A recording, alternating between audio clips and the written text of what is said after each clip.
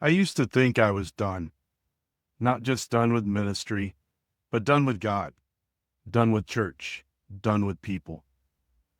I was a pastor who walked away, a veteran with invisible wounds, a husband trying to hold it together, a man who smiled in public and broke down in silence.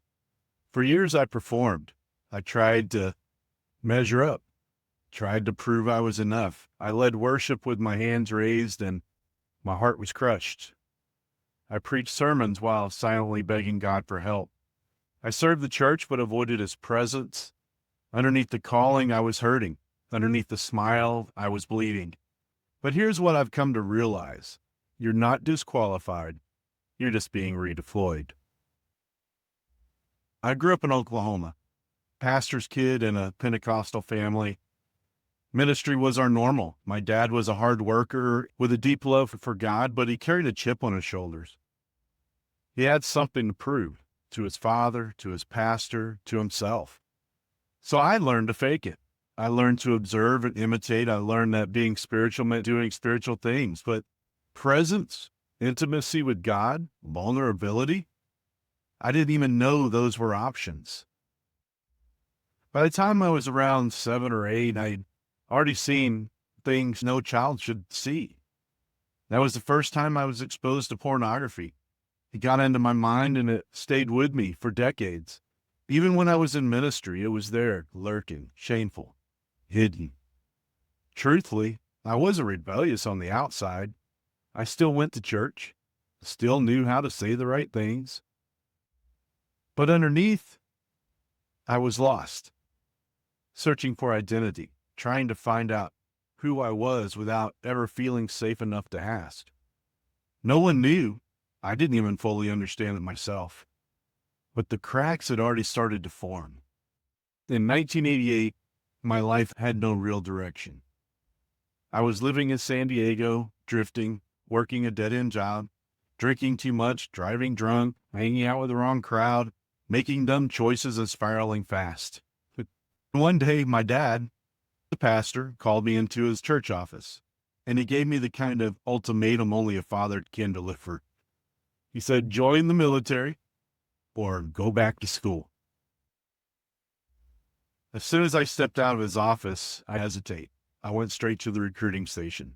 Truth is, I had already been thinking about it. I had most of the paperwork done back in Oklahoma, and I just needed to re-up my physical. The recruiter asked me, how soon do you want to leave? I said, how soon can I leave? He grinned, 2 weeks. I said, perfect. Then he asked, how about Germany? I said, sure. 3-year assignment, just like that. Man, I was in. My mom, she about killed my dad. She didn't even know I was signing up. 2 weeks later, I was at Fort Leonard Wood, Missouri, home of the engineers. I was trained as a 12 Fox, and that's where I did my basic training, and I did my IT there. Came home for Christmas, and that was it. I was shipped out to Germany. It was scary, but it made me grow fast. I got to see East Berlin before the wall came down. I traveled to Spain, France. I explored Germany with my best friend. Just the two of us driving around Germany, soaking up the world. Then came Desert Storm. We left for Desert Storm on December 20th.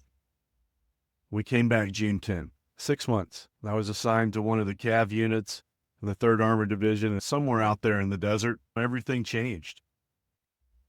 We saw direct combat with the Republican Guard. One night in particular, it was chaos.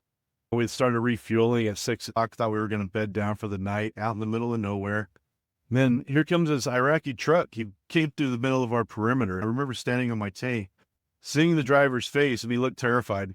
I heard check fire, and no one fired. But as soon as he got a few clicks back, someone opened up with a 50 cal. The whole truck exploded. And just like that, the war got real. We rolled into battle. We were a mine-clearing team, AVLN. We had 2 boxes of C4 on the back of our tank, 3,500 pounds of C4. There's scuds going off overhead. There is Apache helicopters. There are Cobras, there are MLRS artillery going off over our heads, and it's night, it's dark, and imagine the 4th of July on steroids. The ground shaking, the sounds, the smoke, everything. During that night, as we were rolling, we made a left turn, and I heard this loud pop. If you have ever been on a tank, a loud pop's not a good thing. It was very loud. It usually means your torsion bars broke. Fortunately, we stopped and rolled to a stop. We had Bradleys on our right and left flanks and M1s to our front. We were in the middle of the wedge, and Bradleys are shooting into the middle of our perimeter. Their 25 mic rounds are hitting off everything, and it almost looked like they were shooting at our tanks, and we could hear it over the radio. Some of our guys were questioning it, the engineers were. And we were in the middle of the perimeter of the Republican Guard. And we really didn't know what was going on. I was praying, hoping we wouldn't need to move very fast because we couldn't. And then morning came, smoke, destruction, silence. The short round went off in the middle of our perimeter. We all dove into our tanks. I checked the damage of the torsion bar, and it had snapped. Thankfully, my buddy, who was a mechanic, came through. We short-tracked it and kept going. After the ceasefire, we were road marching again, and my tank broke down. My sprocket had 3 bolts headed that were all that were left holding the sprocket on. And so my driver and I, we were left on the side of the road in Iraq after the ceasefire for 3 days by ourselves. 2 M16s, a 203, and that was pretty much it. And a box of MREs and a couple 5-gallon jugs of water. We would see fully loaded airplanes fly over us on the deck, probably not even 50 feet above it, and they would come back unloaded. Things are still going on. That was a scary time. Later on, we went on a recon mission with some of the infantry guys. While we were out there, they were destroying vehicles, and I came up on one vehicle with this Bradley, and this guy jumps out, sets the thing on fire, and inside there are chemical rounds on the inside. Told my driver, turn around, we're going back to wherever we need to go. Our unit blew up one of the well-known ammo dumps that had chemical rounds in it. It was crazy. I didn't know it at the time, but that's when the PTSD, chronic fatigue, fibromyalgia started to creep in. After we got back, and I spent another year in Germany, but after that, I got stationed at Fort Benning, Georgia for about 18 months. And that season marked a whole new shift because that's where Tracy and I got married. Fort Benning, I received orders for a 1-year unaccompanied tour to Korea. I was stationed at Camp Nimble and Camp Castle, and both of those just south of the DMC. That year was tough, newly married 1,000 miles apart, but it was another part of the growing process. After Korea, I came back to the States and was assigned to Fort Riley, Kansas, where I spent 9 months before I finally got out of the Army. That chapter closed quietly, but the weight of everything I'd carried, coming home didn't mean healing. It just meant silence. For a long time, I didn't talk about what I saw over there. I didn't even have the language for PTSD or trauma or chronic fatigue. I just thought I was tired and angry all the time. I was married now, trying to start a life, but I was still numb. And when I got out of the military, we eventually stayed in Kansas for 6 months. That's where I started going to church again because my wife insisted. I wasn't ready for ministry. I wasn't ready for God. I just wanted to blend in. Maybe help mow the church lawn or do something useful, something safe. But God kept tugging. I felt the call in high school, but I ran. Now that call was back. We got involved in this small Assembly of God church, and little by little, I started stepping in. I did my first solo in years. I took Berean courses, but was undisciplined and didn't finish them. I didn't feel holy, but I was hungry. And then when we moved to Tulsa, I started serving at Eastland Assembly. That season marked a shift. I was studying again, learning to lead. I attended the study center in Broken Arrow and got my first and second levels of credentials with the Assemblies of God. It was at Greater Heights at Assembly of God that I got my start as a youth pastor. And also when I met my friend Winston Bowie, and you'll hear more about that later. Then from there, we moved to California, more ministry, more mistakes, but also moments of fruit. I saw young people come alive. I saw God work through me. Even when I didn't feel qualified, I was still hiding behind the stage, still trying to prove that I was enough. And I had no idea that burnout was waiting just right around the corner. Burnout doesn't just show up with a warning sign, it creeps in.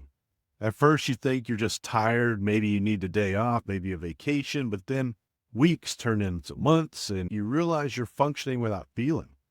I was showing up to meetings, preparing sermons, managing teams, but I was empty. The spark was gone. The presence of God felt distant. My heart wasn't in it. We had just adopted 4 kids at this time, and all under the age of 4. We were doing foster care, and at times we had 7 kids in diapers and car seats, and I was struggling. It's during this time that Winston Bowie came back into my life. Him and his wife, Kimberly, were starting a Chi Alpha program at UCLA, and our church had some rental property that they were able to use to house their team. It was the help they needed, but I don't think Winston knew what he was getting with me as his pastor, and neither did I. I was struggling, and I didn't know what was going on. I had to fire my youth pastor because we couldn't afford to pay him, but we didn't have words for what was going on. Winston's team eventually moved closer to UCLA, but we kept in touch. Then the betrayal started. A board member I trusted turned on me, filed a complaint, accused me of misusing church funds, money I used toward a van for our family of 6. I had known this man for years. We had worked together, built things together, done some awesome things. And now he was spreading lies. It crushed me. I opened up to another pastor in the same city about my depression and anxiety.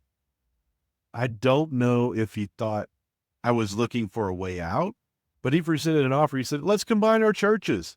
It didn't feel like a partnership. It felt more like a takeover, a subtle way of saying you're not fit to lead anymore. And deep down, I believed it. I was depressed, angry, confused, spiritually numb. I had just taken over as senior pastor 2 or 3 months before when my mom and dad had moved to Tucson. I told my wife, I said, I can't do this anymore. So we packed up and we moved to Tucson. It was the only place we had to go, my parents' home. We had no plan. I just had pain. And in that season, I didn't walk away with fanfare. I didn't make an announcement. I just stopped preaching, stopped praying, stopped pretending. I kept going to church. I kept serving behind the scenes, but I was done being Pastor Ron. And my body was tired. My mind was fried. My soul was done. I wasn't just burned out. I was broken. And for a while, I honestly believed I was disqualified for good. So from 2006 onwards, my life went through a massive shift, emotionally, physically, spiritually. We had just left California and moved to Tucson. I believed I was disqualified for good. I took no leadership roles. I stayed busy enough to stay hidden, but I still didn't understand what was really going on inside. But in 2006 or 7, my wife forced me to go to the VA. And that's when I started to name what I'd been carrying for years. PTSD, chronic fatigue, depression, anger, fibromyalgia, Gulf War syndrome. I had no language for it before. I just knew I didn't want to leave the house or talk to anyone. That same year, around 2009, I started a Facebook page. I reconnected with guys from Desert Storm. I also found out that my best friend from Germany had been killed in Iraq. The guilt, the grief, the confusion, it suddenly had a face. And it hit hard. I went on medication and I stayed in that haze for years. In Tucson, I worked for a nonprofit for 5 years. I got my teaching degree. I taught PE for 3 years, but anxiety and PTSD were just getting worse and I had to quit. I went to work for the VA, same story, another 3 years. My military stuff was rising to the surface. I felt like everything was unraveling. Between 2019 and 2023, it got bad. I ended up in the hospital for 4 days. I got my 100% disability. And in my mind, I was just done with ministry, with purpose, with people. Even before COVID, I stopped going to church. I told Tracy, I think I'm done with church again. But God wasn't done with me. In late 2023, I started building websites just to pass the time. I needed a purpose. And I got into some digital marketing. I was playing again, creating again. My head started to clear. And then Tracy and I both started waking up spiritually. Daily devotions, scripture. In January of 2024, I had to take my dad to church because my mom couldn't. My dad's blind, so he can't drive, and nobody would take him, so I said, I'll do it. And I took him to a church called the Citadel. Now, the Citadel was a church plant 4 years before, and the pastor had asked me to help him plant this church, and I had totally refused. I didn't call him back. I didn't text him, anything, because, like I said, I was done with church. And so when I walked into church, it was like I had just come home. There's something different about it. And I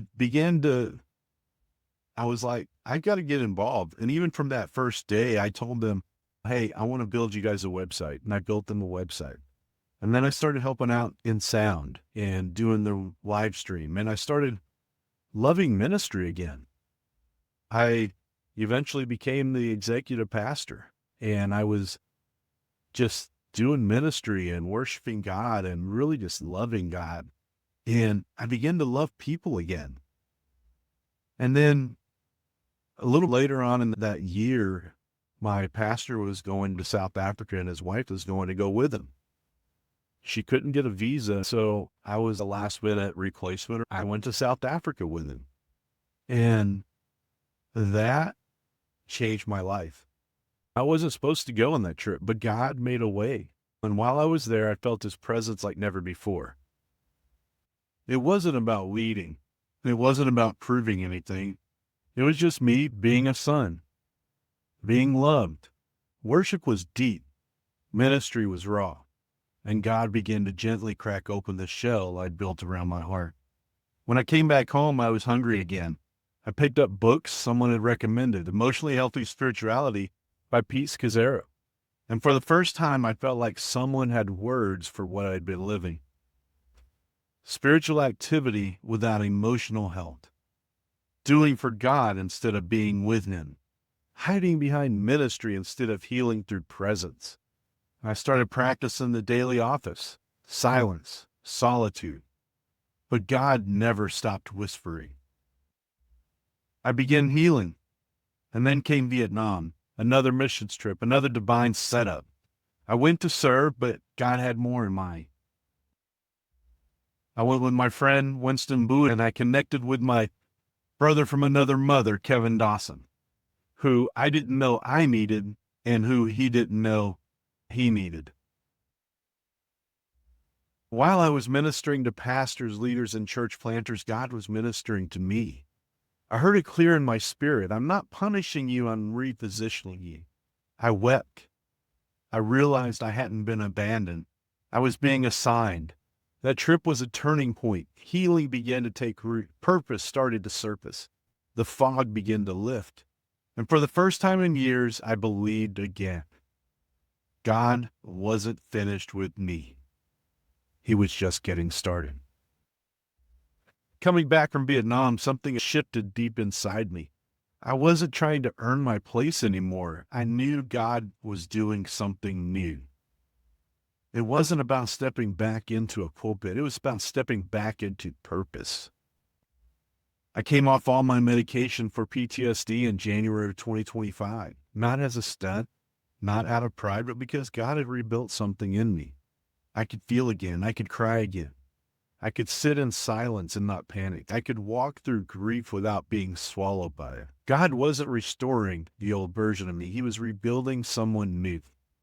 I started showing up more fully for my wife, for my kids, for my community. The more I leaned into presence, the less I needed performance.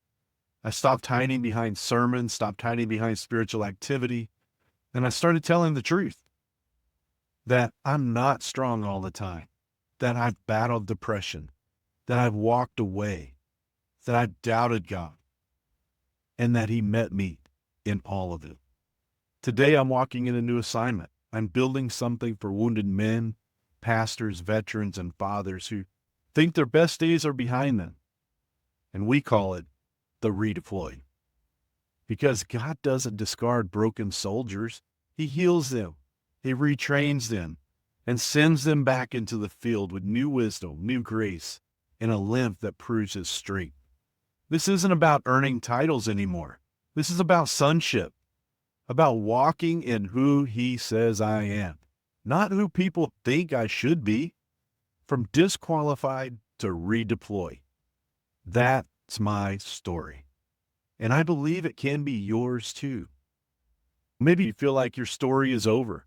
You've served, you've sacrificed, you've tried to be strong for everyone else, but deep down, you're tired. You're discouraged, carrying pain that no one else sees. I get it. I've lived it. But hear me, your pain doesn't disqualify you. It prepares you. God doesn't waste your wounds. He heals through them. He'll do in you what He's done in me. Break the performance, restore the presence, and send you back into the world with a new mission. This is your second assignment. This is your redeployment. Join the Redeployed. It's a brotherhood of wounded men who refuse to stay stuck. We're not perfect. We're not polished. But we're in this together because you're not disqualified. You're just being redeployed. So let's walk it out together.